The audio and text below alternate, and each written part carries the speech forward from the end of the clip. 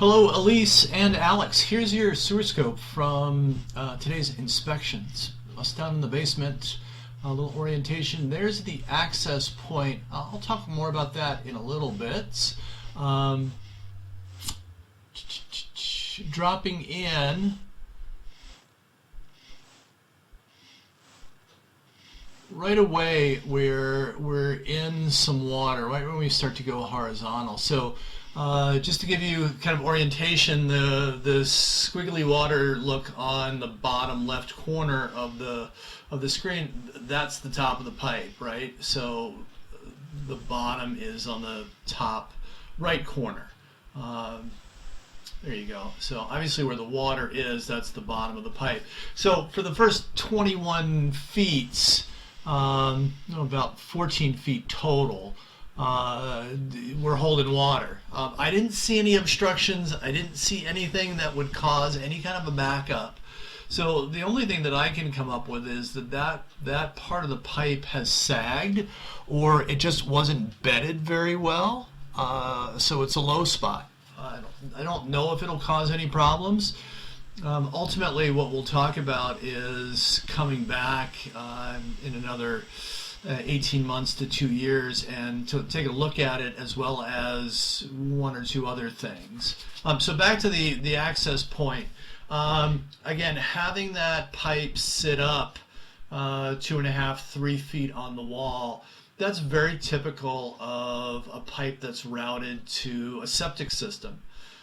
Obviously, you're on city sewer, city water and sewer, so I don't, it's not a septic system, but perhaps at some point in the life of the house, there was a septic system, and then it was switched over to city. So, like we talked about earlier today, it's typical that main sewer stack goes all the way down to the basement floor and then goes below the slab of the basement out to the street, and you're just going laterally out the sidewall foundation of the house. So it makes it a little bit challenging if you wanted to finish the basement and add a bathroom down there, like we discussed. It is just one of those, it is what it is.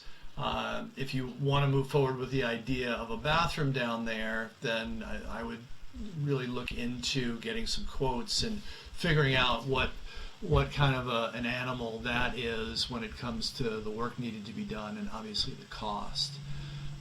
So we're into this pipe. We do have some root growth coming in. You notice the black rings around the connection points. So it's gaskets, rubber gaskets. Hard to put a complete handle on what the pipe is. It's either going to be a fortified concrete, which would be my guess, or some flavor of plastic, or I don't want to say acrylic, but fiberglass type pipe. And here we go, right at about 95 feet, we're into a transition to the city connection. So we're underneath the street in front of the house. This is the final drop down into the city connection. So we've got clay sections. You're likely not going to get much root growth coming in here, just for the simple fact that you're under the street and there's no trees in the middle of the street, obviously. So this will be fairly clear. And then right at about 107 feet, we, excuse me, we move to the city connection. So that's the city tap right there. So like I had said, and this will be in your written report, what I would suggest is coming back at some point, 18 months to 2 years from now, really just to kind of eyeball that low spot and how quickly the roots grow back. We don't know how fast they propagate. This pipe may have been cleaned recently, and then they grow back relatively quickly.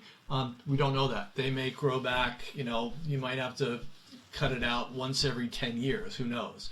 So coming back again at some point within the first 18 to 24 months of ownership in the house would be recommended. Obviously, I'm keeping the camera rolling as I pull back. Feel free to watch the return journey if you'd like. And as always, please don't hesitate to reach out to me with any questions.